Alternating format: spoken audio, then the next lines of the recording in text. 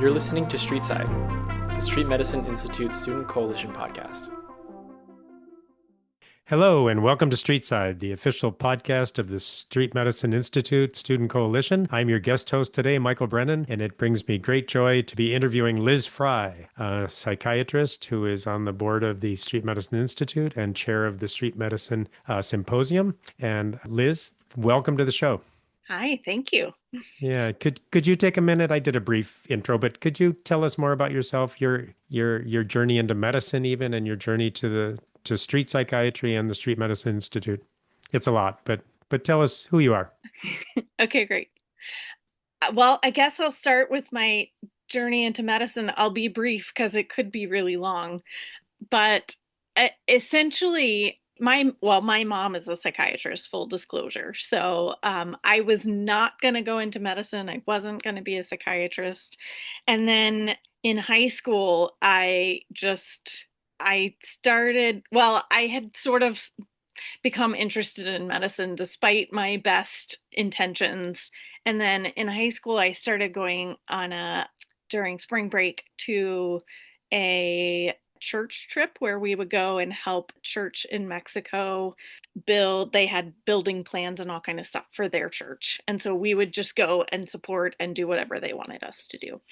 And it was there that I remember sitting under the stars, and I was holding this little girl from the town dump in my lap.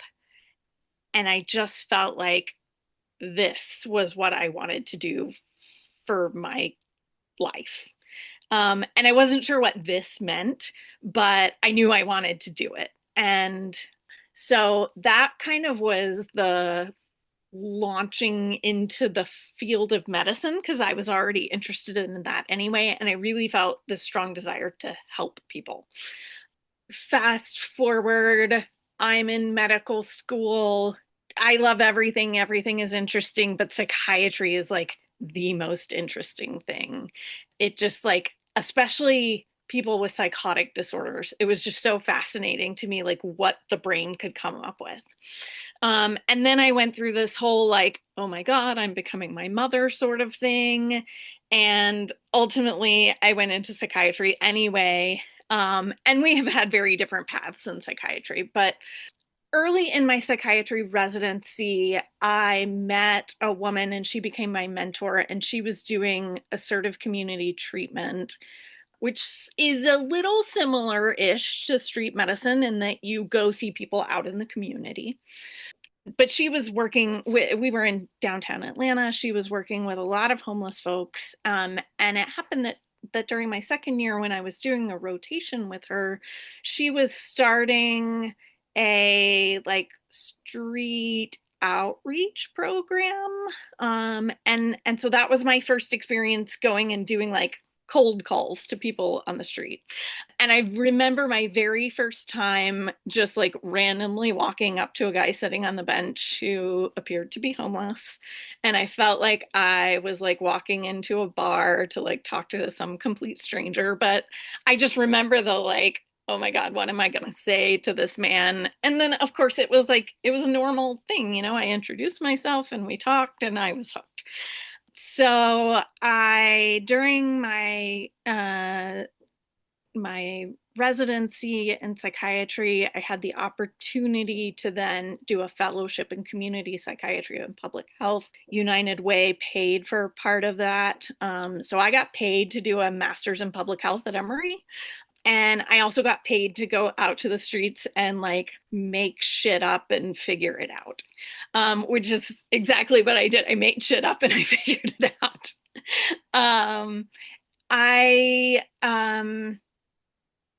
So I was doing stuff on the street as early as 2008. I finished my residency in 2010. I finished my fellowship in 2011. I worked for Morehouse School of Medicine for a couple of years, and I was doing work with people who were homeless, but I was not doing street medicine.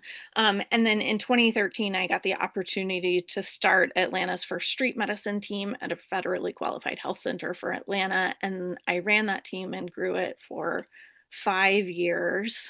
And then I left that organization, and a couple of years later, I moved to Pittsburgh to join Pat Perry, who is also on the board of the Institute and who I know you have interviewed as well, and worked with the Allegheny Health Network Center for Inclusion Health Street Medicine team for several years. Fantastic.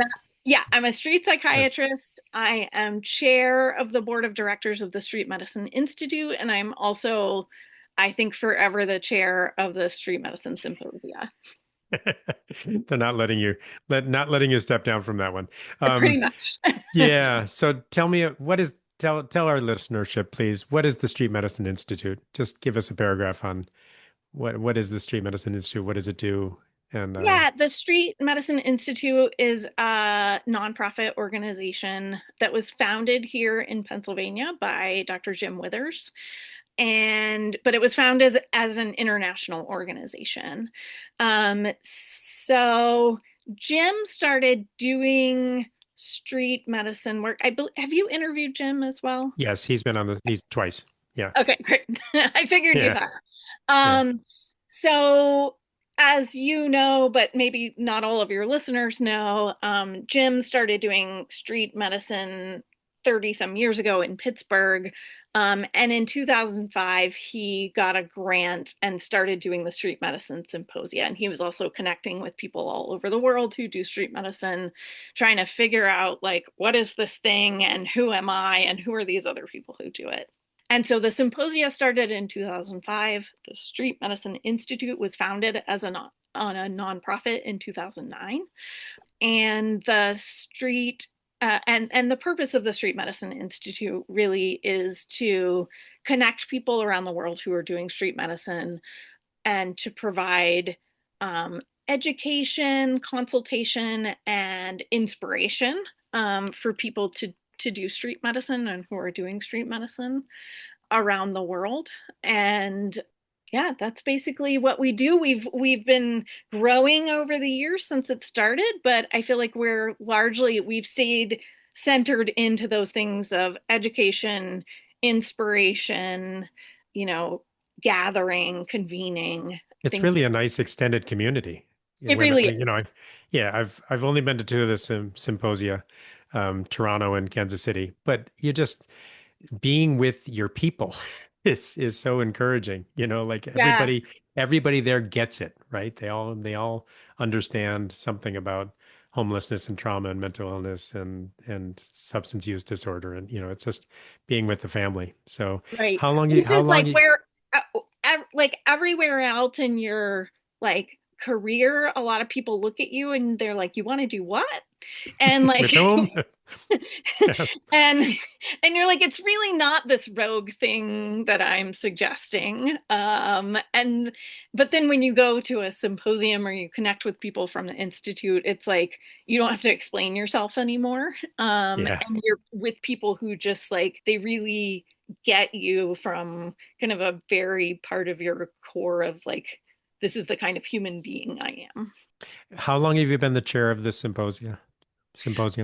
I started that role in 2017. My first one was Allentown, Pennsylvania, and I have continued ever since. And you've got one coming up. Tell us about that. So it's in Hilo, Hawaii this year. This is our first time ever having it in Hawaii. Even though some of the Hawaiians have been coming to the symposium since as long as I can remember. And they've been wanting to host us since as long as I can remember. But we finally got it all together this year, and they are planning a fantastic host city day where they get to showcase all of the work that they're doing. They're taking us both through a journey of street medicine on the Big Island of Hawaii, but also kind of helping us look at all of the different cultural components and the geographic. There's a very diverse geography on the Big Island, and just kind of all those little nooks and crannies and pockets of where they provide services and how they do it. Oh, it sounds fantastic. Who's the keynote speaker this year? The keynote speaker for this year is Jeff Olivet. He is Oh, the former director of the U.S. Interagency Council on Homelessness.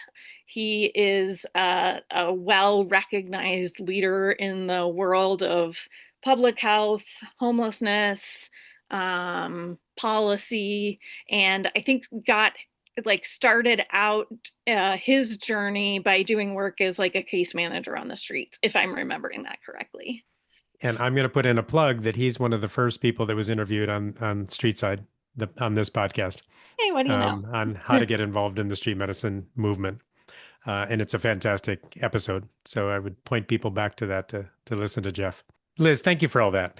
What I'd like to do now is transition to talking about the work that you and I do on the streets. And I wrote a little poem about our work on the streets that I'd like to read as a segue to talking about mental illness, behavioral health, psychiatry on the streets, if that's okay. This is entitled "Let Us See What Love Can Do," William Penn. My patients are dying. Robert, Debbie, and Amanda died of overdoses last week. Brilliant Brittany collapsed and died in the elevator at EL Tower. 50-year-old Rhonda died on the sidewalk of North Clinton holding my hand, not of an overdose, but of protein calorie malnutrition, aka starvation. What's it going to take to turn this thing around? Street medicine is meeting people where they're at, both literally and figuratively. Not patient-centered care, but patient-led care, preserving autonomy and agency. The bedrock diagnosis is trauma, ubiquitous trauma upon trauma. It's not about what's wrong with you, but rather what happened to you. Aren't we all addicted to something? Such a thin line between our lives and theirs, one wrong turn, one bad decision, or maybe just heaps of misfortune. Uncivil society stigmatizes, judges, makes people feel invisible, unwanted, unloved. Social and relational poverty slays a sense of belonging, slays a sense of hope. The healing power of love and community can nurture a sense of cherished belonging. My patients lack housing, transportation, phones, food, and clothing. They don't make and keep appointments. We bring holistic healthcare to them under the bridges and the tent encampments, lowering barriers, increasing access. Steadfast solidarity is to share in the pain of powerlessness. It is to carry a sliver of the suffering. You are shedding tears, shaking, letting down your guard, becoming softer, letting me in. It was your mother who hurt you, and your father, and the jail time. You miss your kids. You show me pictures. They are beautiful. You say, I have no one. I wish that I had a medication to give you for that. You keep repeating, Solo necesito un abrazo de mi mamá. I just need a hug from my mom. I am not your mother, but I hug you anyway. Thank you for listening to that. And I thought I wanted to share that to just ground us in the streets. And the poem talks about the death of overdoses and the trauma that our people experience. And I thought that would be a way to just tee up a conversation about mental and behavioral health on the streets. So I guess my question to you, Liz, is in my poem I mentioned the bedrock diagnosis of trauma. Would you agree with that statement? Does that resonate with you? And tell me about your approach to the trauma that our people have experienced on the streets. Well, first of all, thank you for that poem. It brings tears to my eyes. And yes, I think if I feel like my mission in my street medicine life is to help people understand the just significance, the just like the profound impact of trauma on people's lives. That if there's any one thing that people who end up on the streets have faced, it's trauma after trauma after trauma after trauma. And I think so many folks think that, in the general public, think that when they think of mental health issues among homeless folks, they think of addiction and they think of psychosis like schizophrenia. And sure, people sleeping outside experience those things at higher rates than the general population. But the most common and sort of, I think, causal problem that people living unsheltered experience is trauma. Causal meaning that people who have experienced trauma in childhood and then on throughout their lives are so much more likely to end up living on the streets than people who have not had those experiences. And it's like there's a dose response relationship. So, like, the early it starts and the more it happens, the more likely you are to end up on the streets. So, I feel like that's my like mission in life to like tell the world and to tell folks who do street medicine, because it doesn't take a psychiatrist or even a mental health professional to recognize trauma and to work to heal it. It takes a human being and a relationship. Thank you for underscoring that. The relationship seemed to save everything. That seems to be the rapport and the confidence and trust in the relationship. And that's what our people are so lacking in the social relational poverty, estranged from their families. They form little communities in their tent encampments and on the streets, but the relational piece of it is so vitally important. As a primary care provider on the streets, my response to trauma is limited. You know, I put people on sertraline, which is Zoloft, or escitalopram, which is Lexapro, and which are indicated for PTSD. But I'm not a behavioral health therapist. I'm not a psychiatrist. I'm wondering what you all can do with someone who's been traumatized, chronic PTSD. What are some of the useful interventions that can help turn it around? Yeah, sure. I think the medicine is one thing and it plays a role, but the reason that I say that it doesn't take a psychiatrist or even a mental health professional, and that it just takes another loving, caring human being who isn't judgmental. That like the thing about trauma is it's almost like almost all trauma, except for like natural disasters and stuff, is about broken trust in relationships. And if you think about how to heal from trauma or how to heal from broken trust in relationships, the the key is building trust and forming relationships that are with people who are trustworthy. And so I would say that it is that part of, quote unquote treatment Yeah. that we do out on the streets with street medicine, that it's not medicine, it's being a human being, it's being a kind, caring, loving person who doesn't judge people for their circumstances and who can love and hold people and hold space for people despite and inclusive of the hard things, like it can be hard to love from our end somebody who's been sort of so injured by so many people that like, and not that it's hard to love them, it's hard to love someone who hurts so badly. So I think it's, the biggest thing we do on the streets is that, like, making a few promises, very few promises, but keep, performing on every single one of those promises we make. And sometimes most of the time, the promise is not like, I can fix this for you, or I can heal you, or I can get you housing. Like, we can't make those promises to people. We're not, in control of all of those things. But I think the key promise that we make to people is that, like, I'll be here with you and I'll walk through it with you wherever that path goes, And like that, again, it doesn't even take a health professional to do that, but we can do it when we think about why that's so important, we as health professionals can do that very intentionally. And it does provide a healing context for people. So, if people do meet criteria for PTSD, antidepressants are kind of the mainstay of medication to treat PTSD. And it can help reduce things like nightmares and flashbacks where people feel like they're reliving it all over again. It can help reduce that sense of like always having to be on guard for the next person or thing that might hurt you.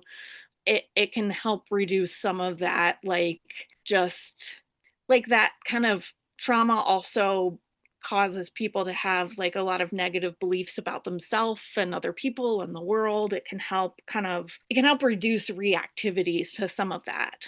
But is it truly what heals people? I don't think so. It's important. But I think, in talking about doing therapy and stuff, like I think it's really beneficial to have a therapist who can do trauma therapy with folks on the street when they're ready for it. Which, by the way, just so you know, people are ready for trauma therapy when they're ready for trauma therapy. Like you don't have to withhold it because they're sleeping on the streets. Like you're not gonna typically make them worse by doing trauma therapy if they're still on the streets. But if they're ready for it, then that's the time to do it. If they're not ready for it, that's not the time to do it. But it's nice to have somebody who will go out to the streets and do therapy with people when they're ready for it. But part of the healing experience of therapy is forming a trusting relationship with somebody who cares about you, you know? Yes, there are important things that therapists are trained to do that also help people Right. get through the trauma, but that's not the only part of what's healing about it. Thank you for your sharing on this. And it's making me think two things. One is when I interviewed Lydia and Kara from Philadelphia about xylazine wounds, I so appreciated that they stepped back from what we're putting on the wound, which cream we choose, to does the person have good nutrition, adequate nutrition to heal their body? Yeah. And that's I'm just making that parallel with what I hear you saying is um, that bringing the empathy and the compassion and the solidarity to people, the love, if we can call it that, is just a human skill to and to be intentional around that and to bring that to people and be in a supportive relationship. And all of us can do that, right? We can do that even with we can learn the name of the person on the corner with the sign and develop a relationship that we see them every day and they're asking for money. Maybe we bring them a snack and maybe we learn their name and engage with them. And there's simple things to just build relationship. You're also teeing up something I wanted to share that the book Cherished Belonging by Greg Boyle, who started and runs Homeboy Industries in Los Angeles, has agreed to be on this show. Oh, that's good.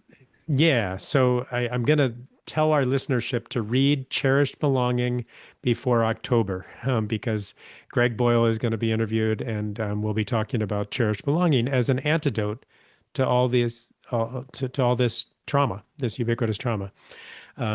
So I want to then thank you for your answer to that. I've got another area that I'd like to go into, and that's on the streets. We do encounter the more moderate to severely mentally ill people with uncontrolled bipolar disorder, schizophrenia, and psychosis. And here in Rochester, where I work, we've had increasing success with long-acting injectable medicines that we just give once a month, and people do well with it, and they don't have to remember to take pills. And I show up with the shot once a month, and I find them, and they're happy to see me, and it really is. I would use the word miraculous for some of my folks. It fixes a lot of what ails them. Yeah. Can you Yeah. talk about that? Yeah. Yeah, those long acting injectable antipsychotics can really be life altering. I have certainly seen it firsthand myself on the street, as obviously you have as well.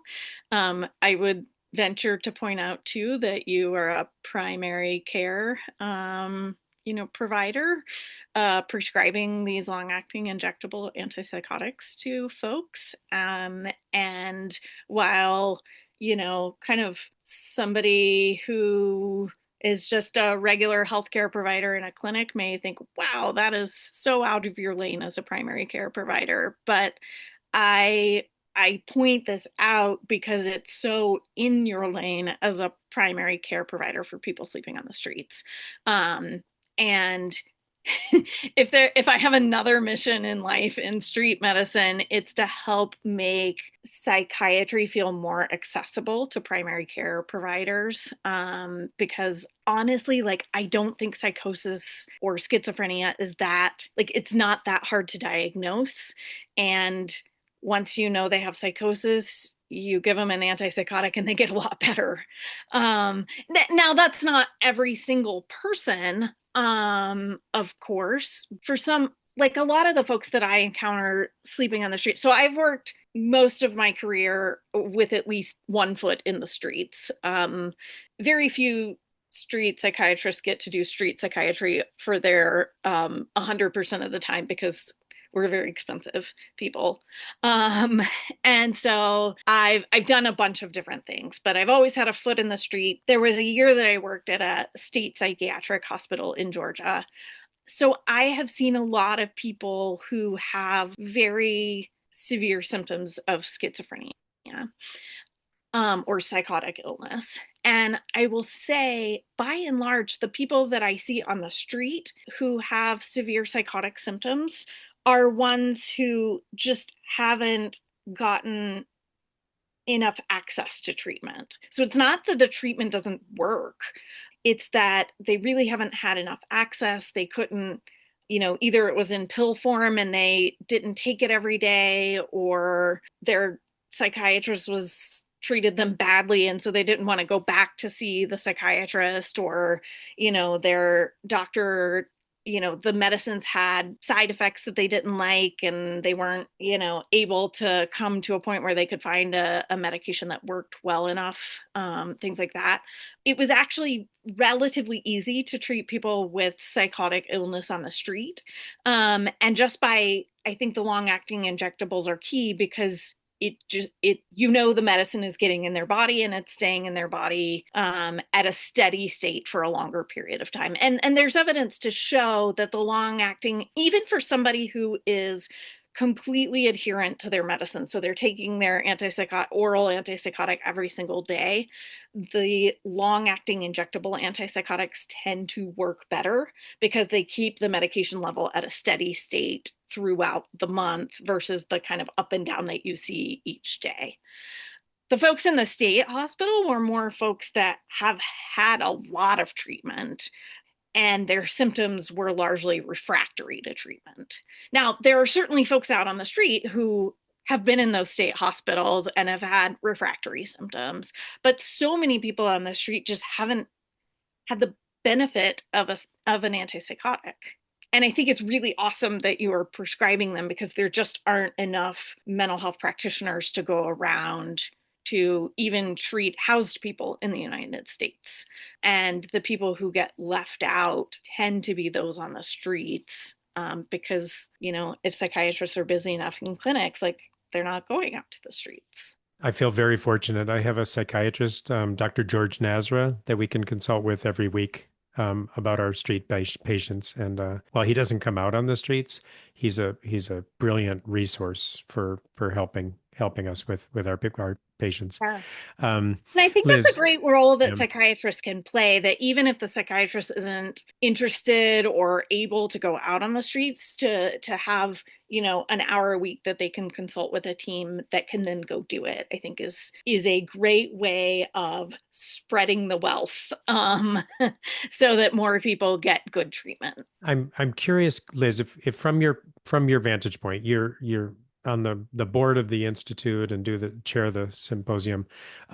So of programs around the country and around the world. How prevalent or common is it to have street psychiatry in different municipalities or places around the world? Is it on the rise? Yes, it's definitely on the rise. There are more and more medical students going into psychiatry residency saying, I want to do street psychiatry, than there ever have been in the past, which was like unheard of when I first started doing this work. And so that is super exciting. There are still not that many people who do street mental health work, particularly psychiatric trained prescribers. So like psychiatrists, physician assistants, and psychiatric nurse practitioners who work in the field of psychiatry. There are, I think, a lot more street medicine teams that have psychiatric nurse practitioners embedded in them. And then I think I've seen I think that California probably has the most street psychiatrists, but it also has the most unsheltered homeless folks.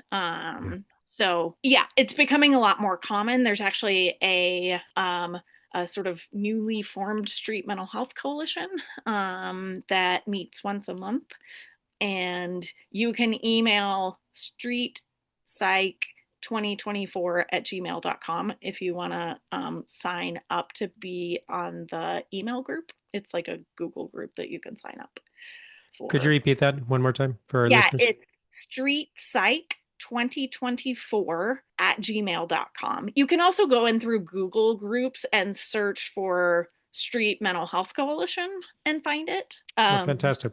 But yeah, and so we have consistently probably 30 to 40 street mental health providers that meet on a monthly basis. There are more street mental health providers in the US than just 30 or 40, but that wasn't true in 2008 when I first started working on the street, for sure. And then I actually learned, so the Street Medicine Institute Student Coalition had a webinar last night with a family physician in Japan, and I learned from him, his name is Dr. Yao, almost all street medicine work in Japan is mental health work. So it's like there aren't that many folks who do primary care who are going out on the streets to treat folks in Japan. It's mostly people who do mental health work, which I was like, yay. I mean, not that I want everybody out on the streets, but it's cool to hear that there are other places all around the world in which mental health professionals are going out to the street too. We're going to have a speaker or a poster presenter at the symposium in Hilo, who is from Nairobi, Kenya, and she has an organization where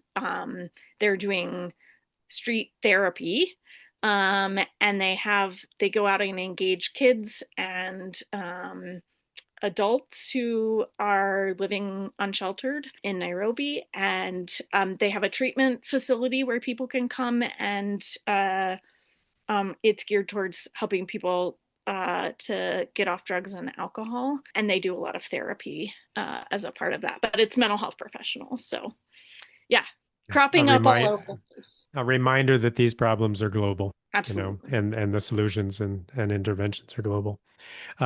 Liz, we're running short on time, so we come down to our final two questions. The second to last question is, if you could give one piece of advice for how to make the world a better place, what would it be? End childhood trauma. Thank you. 3 words. End childhood trauma. I often think I'm trying to help the people falling off the cliff. I always want to go upstream and stop people from falling in the river that are going over the falls. So thank you for that. End childhood trauma. And if our listeners would like to connect with you, how can they do that? Oh, and we didn't talk, Liz, we didn't talk about your book. We didn't talk about your book. The last question is, tell us about your book. Okay, so if people want to connect to me, they can email me at lfrye, that's LFRYE, at streetmedicine.org. You can also go to the streetmedicineinstitute.org, and you can find my email on the website. So that's how people can find me. The handbook, I'm a co-author for the upcoming, to be published later this year, Street Mental Health Handbook that I co-authored with a Canadian psychiatrist and a Canadian nurse. Collective, we have something like 50 to 60 years experience doing street-based mental health work.